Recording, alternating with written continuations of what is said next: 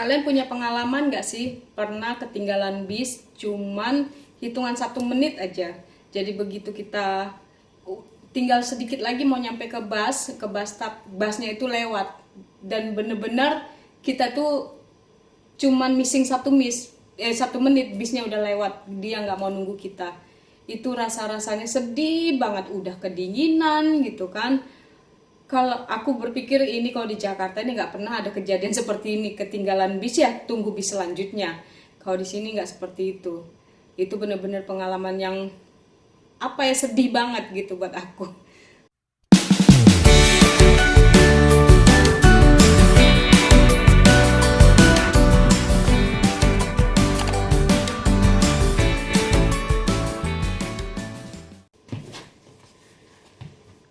Hai teman-teman, helai, ketemu lagi dengan saya Moana. Di video kali ini aku mau menceritakan suka dukanya tinggal di Denmark. Kalau dibilang sukanya awal-awal pasti banyak, dukanya pasti banyak ya untuk pertama kali tinggal di Denmark. Ini bener-bener berat banget gitu. Aku datang ke Denmark itu di tahun 2014 bulan September. Di situ aku pertama kali nyampe di airport. Airportnya nggak jauh dari rumah aku, itu cuma sekitar 15 menit. Itu airportnya kecil banget. Aku tuh yang pertama nyampe kepikiran, ya Allah, ini airport kok kayak kuburan gitu loh, kayak habis perang, orangnya pada mati semua gitu kan. Sepi banget gitu, terus kecil gitu. Pada saat itu aku masih padahal aku duduk di depan gitu, seharusnya aku dulu yang turun gitu kan, tapi aku masih terkesima lihat kecil banget kota ini, sepi banget gitu kan. Sambil di pesawat itu sampai penumpang udah turun semua, aku diingatkan sama pramugari harus keluar dari pesawat karena tinggal aku satu-satunya. Karena aku masih berpikir ini kayaknya gue nggak mau tinggal di sini, gue harus balik lagi nih ke Jakarta gitu ya kan. Langsung berpikir keras. Nah, yang ada di hati aku itu cuman aku menenangkan diri aku, jangan takut, lu kan ada tiket pulang gitu kan. Karena waktu aku datang ke sini itu tuh harus ada tiket pulang pergi, walaupun nggak pulang pada saat tiket yang udah kita beli itu kan cuma formalitas gitu, tapi tiketnya kita beli asli gitu, kita bayar. Nah tapi waktu itu aku mikir, ya udahlah, lu jangan takut, cuman tiketnya itu aku beli dulu jadi aku di sini stay untuk 1 bulan. Habis itu tiketnya udah aku harus pulang gitu kan di tiket itu. Jadi aku pikir udahlah, pokoknya 1 bulan aja lu di sini. Habis itu gue balik lagi deh ke Jakarta gitu ya kan. Jadi oke. Pas udah gitu Stin udah begini-gini, udah dada gini ya kan. Aku ngeliat, si botak udah ada di situ. Gitu kan. Ya udahlah, akhirnya aku turun ya, hai gitu kan. Dan nah, begitu aku nyampe di rumah,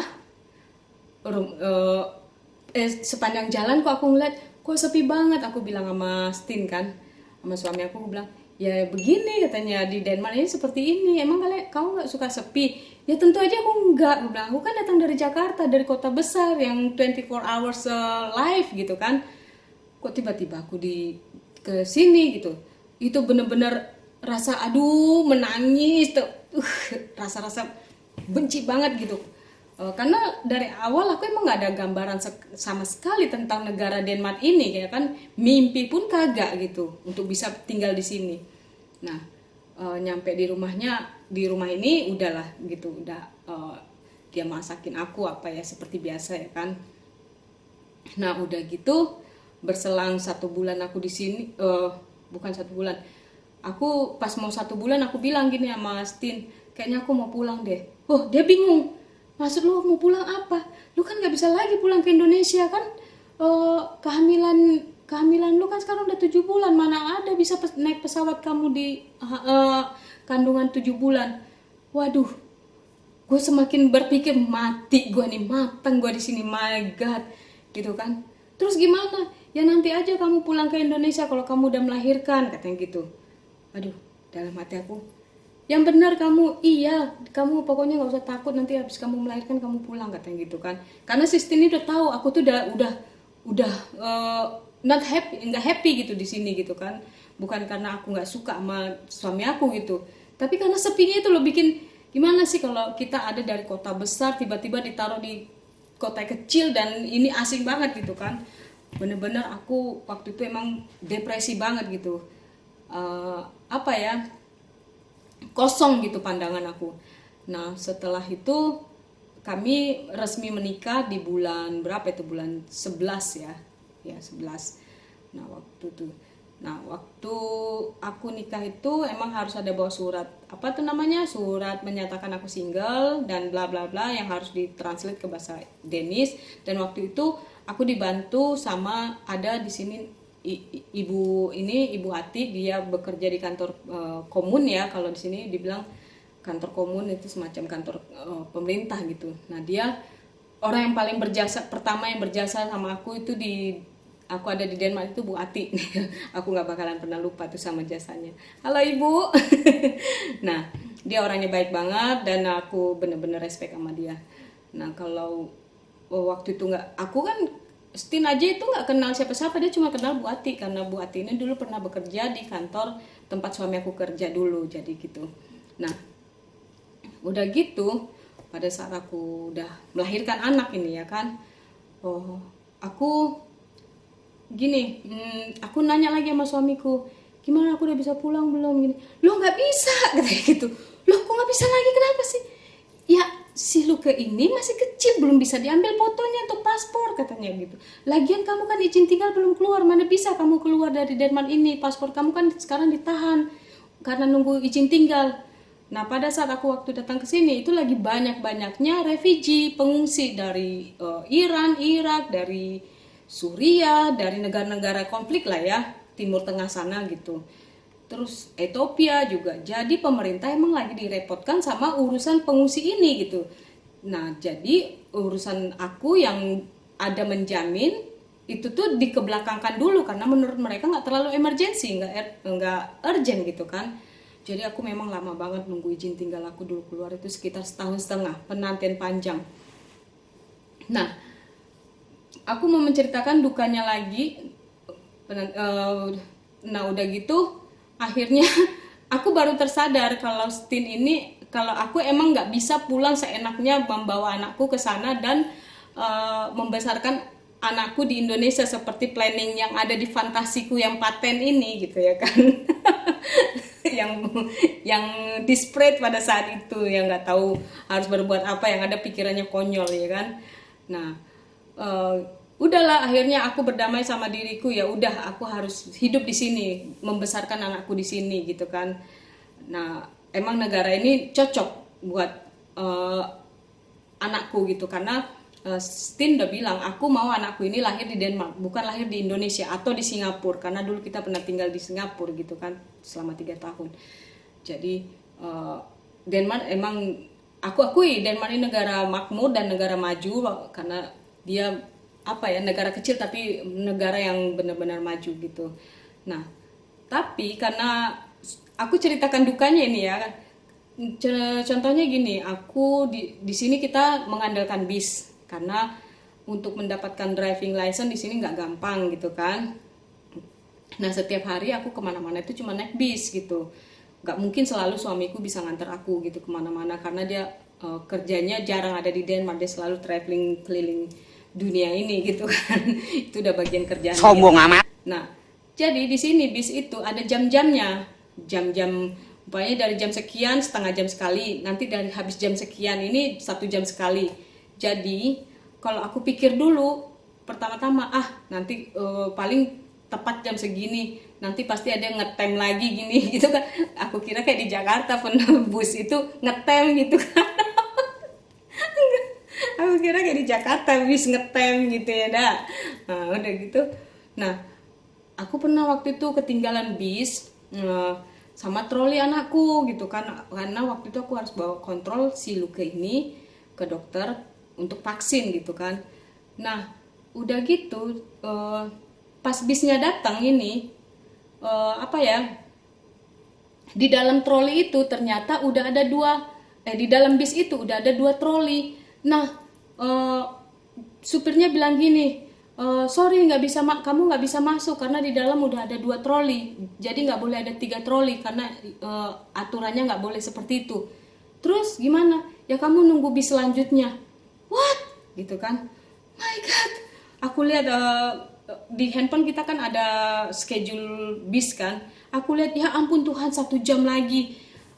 Yang ada ini ke dokter akhirnya nggak bisa karena dokter pun di sini waktu itu time bener-bener tepat waktu jam 10 ya, tank jam 10, kita sebelum jam 10 itu udah ada di situ gitu kan. Akhirnya aku telepon sama suami aku, dia waktu itu ada di mana aku lupa. Aku bilang tolong kamu telepon dulu dokter karena aku nggak bisa ke rumah sakit hari ini karena ketinggalan bis. Kok karena bisnya nggak bisa terima aku, aku bilang gitu kan. Kenapa? Karena di dalam udah ada 2 troli, aku nggak bisa masuk gitu, kata suamiku. Oh my God, ya udahlah gitu kan. Karena apa? Mau telepon taksi pun di sini lama gitu kan. Aku nggak ngerti gitu karena aku baru-baru gitu kan. Udah gitu akhirnya dokter pun cancel, bis pun akhirnya aku pulang ke rumah karena gak mungkin aku nunggu 1 jam di bis itu, di halte itu karena cuaca dingin, udah komplit pakai jaket, pakai tutup kuping, pakai hand club, pakai boot. Oh my God, udah kayak mau astronot mau terbang ke bulan gitu. Seperti itu. Nah, udah gitu apa ya, aku tuh ngerasanya sedih banget, ngutukin dalam hati, kurang ngajar. Kalau di Indonesia, kalau aku di Jakarta nih nggak bakalan terjadi seperti ini. Gua nggak pernah naik bis umur selama di Jakarta. Jujur aja teman-teman, di Jakarta aku nggak pernah naik bis gitu kan, bukannya sombong amat. Naik ojek IAM naik bajai gitu. Nggak, emang aku nggak pernah naik bis. Dulu waktu waktu masih gadis lah ya, tapi setelah berumah tangga emang aku nggak pernah karena tingkat keamanannya kurang, ini membuat aku buat aku gitu. Tapi paling nggak di Jakarta itu untuk transportasi itu banyak alternatif. Nggak ada taksi, ada angkot, ada bajai, ada ojek gitu kan. Enak. Kalau di sini ya itu cuman bis sama taksi. Taksi di sini mahal. 20 km itu kita harus bayar sekitar 300 kroner. 300 kroner itu artinya 600.000. Hello.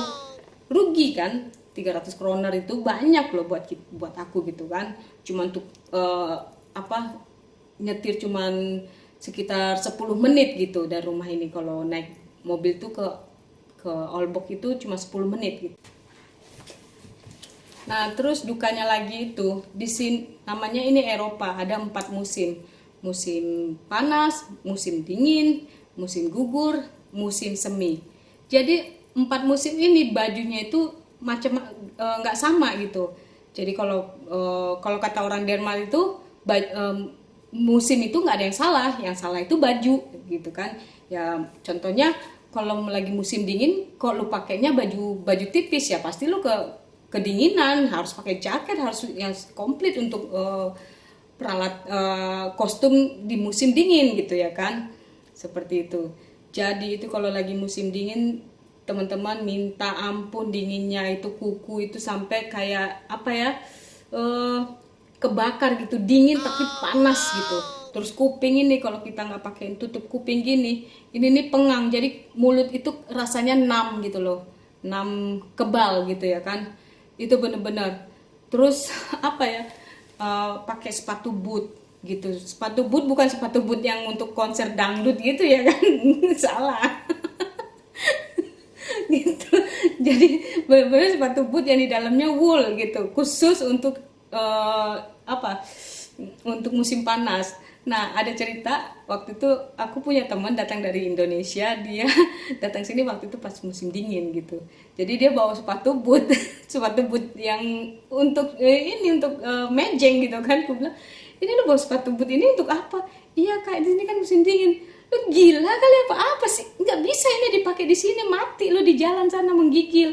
Karena kalau udah musim dingin itu yang paling penting itu yang paling penting diprotek itu sepatu. Jadi kaki kita ini kalau udah dingin, kita itu rasa-rasa yang udah bisa sakit seluruh badan itu gitu loh. Jadi penting banget sepatu itu yang harus benar-benar bagus dan khusus untuk sepatu winter gitu. Jadi waktu itu dia maksain banget mau pakai gitu kan, aku mau ajak dia jalan ke Olbok itu tuh. Nggak apa-apa kak, aku bisa kok, kuat katanya. Oh ya udah silakan. Begitu nyampe depan rumah, kak kayaknya balik deh kak, ganti sepatu. Gitu. Nah itu orang Indonesia begitu tuh, so tahu gitu, yang diajarinya nggak mau tahu, nggak mau dengar gitu sama orang yang udah berpengalaman. Nah, nah gitu dia. Nah kalau lagi musim panas di sini senang gitu, enak, waktu terangnya panjang gitu kan, terus apa ya, happy gitu ya. Tapi kadang-kadang karena Denmark ini nggak punya gunung, itu anginnya kenceng minta ampun ya Allah. Jadi kalau udah panas terik, walaupun panas terik, tapi kalau udah angin bertiup, apalagi anginnya dari Siberia, udahlah, forget it. Lebih baik tetap pakai jaket atau pulang, berdiam diri deh di rumah gitu. Contohnya kayak minggu ini angin terus, aku tuh rasa benci banget gitu, ngutukin banget. Kenapa sih nggak kasih sedikit aja kebahagiaan buat kita di sini, duduk-duduk di halaman belakang gitu kan, tanpa angin yang melambai-lambai ke sana kemari, dinginnya nggak karu-karuan gitu. Nah, dukanya lagi itu ya itu, jauh dari keluarga yang bisa ya. Untungnya sekarang ini zaman udah canggih ya. Setiap saat kita bisa video call, bisa chat atau apa, jadi itu tuh udah mengurangi sedikit kerinduan kita gitu, kerinduan aku sama, terutama aku punya anak di Indonesia ya kan, punya adik-adik aku, mama aku gitu kan. Nah, dukanya lagi untuk kita yang tinggal di Denmark ini, satu, terbentur dengan bahasa Denmark ini, atau kita bilang orang Denmark itu orang Denmark itu dibilang Danish people gitu kan, Danish man atau Danish woman gitu kan. Nah kalau bahasa dibilang bahasa Denmark. Nah bahasa Danish ini itu tuh sulit banget buat aku, tuh susah aku bisa mengerti. Terus apa lagi ya, gramatiknya itu loh complicated banget. Entah aku yang bodoh atau emang bahasanya yang sulit. Tapi emang kata suamiku, bahasa Danish ini emang termasuk bahasa yang sulit gitu kan.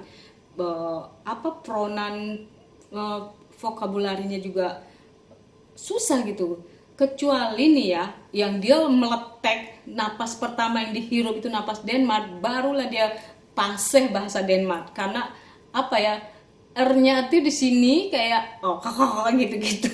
Nah, kalau si Luke ini asli dia pinter gitu. Nah, dia itu selalu mengkoreksi omongan bahasa Danish aku gitu. Walaupun kecil-kecil gitu, dia anaknya pinter. Dia tahu 3 bahasa ya kan. Bahasa Indonesia, bahasa Danish, bahasa Inggris gitu. Nah, Pak, di dalam suka pasti ada duka dong. Nah, sukanya aku di Denmark ini, kotanya nyaman gitu kan, bersih, terus orangnya ramah-ramah gitu, peraturan pemerintahnya bener-bener jalanin, bukan peraturan untuk dilanggar, nah nanti bikin aturan lagi deh. Jadi kalau kita kan ada aturan untuk dilanggar, nanti biar aja bikin peraturan baru.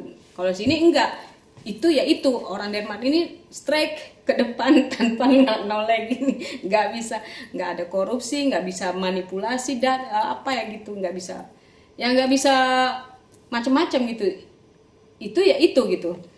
Nah kayak contohnya nih, aku tuh setelah 3 tahun di sini, aku baru bisa merasakan dan mengerti Denmark ini negara yang cocok buat aku gitu. Aku ngerasa nyaman di sini. Bukan berarti aku tidak cinta Indonesia. Tentu aku tetap cinta Indonesia. Darahku darah Indonesia. Pasportku masih paspor Indonesia. Kalaupun aku ditawarkan untuk merubah kewarganegaraan aku nggak mau gitu. Aku lebih memilih aku menjadi permanen resident aja, tidak menjadi citizen. Gitu. Kalau citizen kan paspor kita Indonesia digunting dan menjadi paspor Danish, dan itu tidak gampang gitu, banyak proses yang harus dijalanin. Kalau permanen juga banyak proses yang untuk dijalanin, tapi nggak sesulit untuk menjadi citizen. Tapi haknya haknya itu setahu aku ya, kalau nggak salah, kalau citizen itu bisa ikut election pemilu ya. Kalau permanen itu kayaknya sih nggak boleh ikut election ya, karena dia cuma permanen gitu. Tapi hak-haknya hampir sama. Contohnya haknya, kalau aku di sini nanti udah hari tuaku itu aku terjamin karena aku punya uang pensiun, dan kalau aku nggak ada seseorang pun yang ngurusin aku di saat aku udah tua nanti, itu tuh pemerintah akan menjamin kehidupan aku, mereka akan mengurus aku gitu. Ada satu tempatnya kayak panti jompo di sini dibilang playem, tapi nggak kayak eh, satu ruangan bersusun-susun, nggak seperti itu di sini, nggak ada. Jadi seperti contohnya mamanya Stin ini kan tinggal di panti jompo, itu rumahnya kalau di Indonesia itu kayak apartemen artis-artis gitu, gitu seperti itu tuh, paten gitu ya kan, nggak seperti di fantasi kita. Kalau panti jompo tuh kayaknya mengerikan gitu, bau dan kotor. Nggak, di sini nggak seperti itu. Nah, senangnya lagi di sini tuh apa ya, orang-orangnya tuh ramah, kalau membantu ya membantu gitu, bener-bener tulus gitu kan. Kalau umpamanya kita tanya, bisa nggak kamu besok bantu aku gini, kalau mereka bisa bantu dan mereka bilang iya aku bisa bantu, nggak besoknya berubah, nggak bisa ternyata aku ada ini, kecuali mereka sakit gitu ya kan. Nah tapi setahu aku, sepengalaman aku, mereka tuh kalau bantu ya bantu gitu, bener-bener bantu tanpa kita. Contoh ya, ini contoh nyata, aku waktu itu di airport, pulang dari Indonesia, aku bawa troli siluke nih.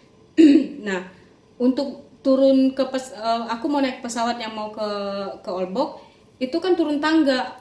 Aku lagi kebingungan ini gimana nih, troli ini bisa turun tangga. Di saat aku kebingungan, satu laki-laki dia lagi sama anaknya, tapi anaknya udah gede ya, umur 10 tahun gitu. Dia langsung angkat troli aku tuh turun ke tangga. Hebat kan, tanpa bertanya bisa aku bantu, bisa dibanting, nggak gitu, langsung cus eksekusi, angkat troli gue dalam hati terus gue bilang gini, Tun Sintak. Kalau Tun Sintak tuh kan artinya thank you so much gitu kan. Dia was solid, this nothing gitu. Itu tuh benar, kalau kita di Indonesia kayaknya aku udah jarang deh ngedapatin gitu, atau mungkin gimana ya, pokoknya ya seperti itu gitu. Mereka tuh bantu ya bener-bener bantu gitu.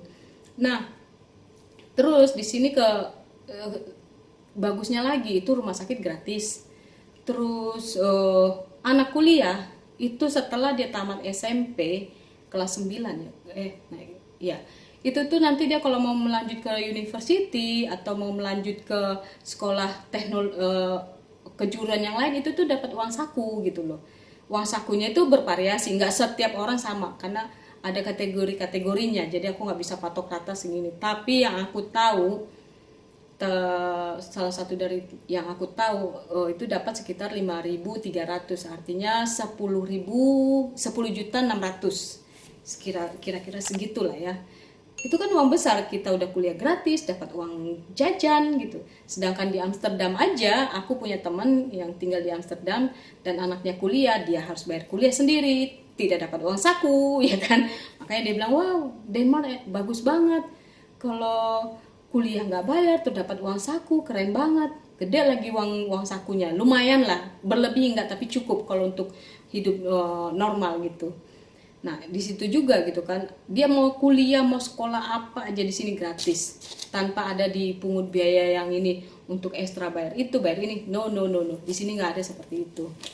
Terus yang bikin happy-nya satu lagi itu teman-teman, di sini setiap anak itu mendapat uang ini katanya, kalau dibilang barna penge, uang anak gitu kan. Itu uang anak itu dapatnya per 3 bulan sekali gitu. Tapi nilainya menurun. Waktu si Luke baru lahir itu dapatnya sekitar 4.500 Danish crown, artinya sekitar 4.000, 8.000, 8 juta 500, sekitar 9 juta gitulah ya per 3 bulan. Tapi itu menurun nanti pas si Luke umur 3 tahun, karena dia udah nggak pakai pampers lagi nih, itu menurunnya nggak banyak. Nah sekarang si Luke udah umur 5 tahun, dia terima per 3 bulan itu sekitar 3.600 Danish crown, artinya 3.006 juta 600 7.400.000. Lumayan kan, cukup untuk beli baju dia gitu loh, untuk mainan apa itu dapat per 3 bulan sekali, sampai dia kalau nggak salah itu umur 18 ya, tapi tetap bertahap turun, tapi turunnya nggak sampai zero, nggak begitu, ada tahap-tahapnya. Tapi kan ya itu lumayan banget gitu kan, di mana sih ada dapat uang seperti itu ya kan. Artinya pemerintah di sini, nah kalau di sini ini lagi gaji gede gitu ya kan. Tapi pajak pun besar, gaji gede sama pajaknya yang tinggi, itu menurut aku sesuai, karena apa yang kita dapatkan itu ya seimbang gitu, dari kesehatan gratis, dari anak sekolah gratis, kita dapat pensiun di hari tua, kita nggak worry lagi. Coba kalau di Indonesia umpamanya kayak gue cuma seorang pengusaha salon, gue mau dapat pensiun dari mana nek gitu kan. Nggak mungkin ya kan, nggak, itu tuh mustahil banget gitu. Nah seperti itu tuh aku semakin membuka mataku untuk ya udahlah, aku di Denmark ini gitu loh, toh anak dan istri lesbong lu, anak dan suami aku di sini gitu. Walaupun aku punya 2 anak di Indonesia, tapi mereka udah besar-besar, hubungan aku sama anakku bagus gitu kan, kami selalu telepon gitu. Ya begitu, hidup ini kan memilih gitu, kamu mau dapat ini atau ini, nggak bisa semuanya sama gitu. Aku menyadari ke situ, hidup ini memilih gitu kan, mau yang ini atau yang ini. Jadi harus ada yang dikorbankan, harus ada yang diperjuangkan, seperti itu. Nah teman-teman, segitu dulu video aku kali ini, rasanya udah panjang banget. Mudah-mudahan kalian gak bosan ngedengar aku ngebacot nyerocos. Ya, oke teman-teman, jadi maaf ya, rumpi nih emang tali sorry, tali surga. Nah segitu dulu video kali ini ya teman-teman, semoga bermanfaat apa yang saya ceritakan. Jadi teman-teman di rumah di Indonesia tahu, oh Denmark ternyata seperti ini. Jadi kalau teman-teman ada yang mau ditanya lagi, silahkan tulis di kolom komen, nanti aku akan jawab. Dan thank you so much buat kalian, see you in next video, bye.